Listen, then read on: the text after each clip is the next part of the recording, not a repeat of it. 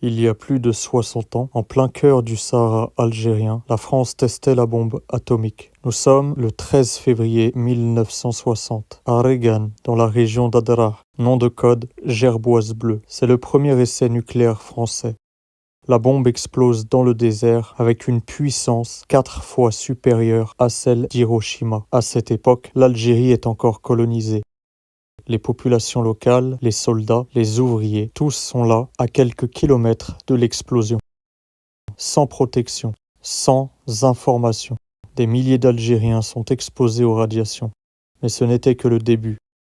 Entre 1960 et 1966, la France réalisera 17 essais nucléaires en Algérie. D'abord à Regan, en plein air.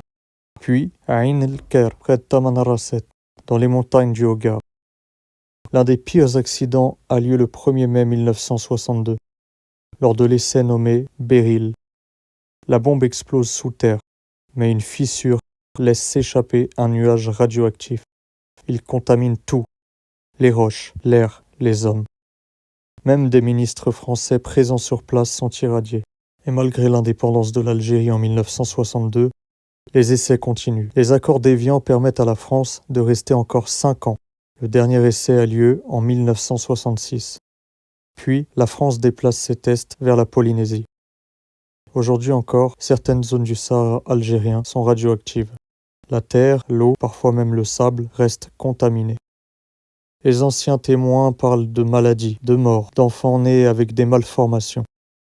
Mais la reconnaissance, elle, tarde à venir. Très peu de victimes ont été indemnisées, et la France n'a jamais présenté d'excuses officielles à l'Algérie.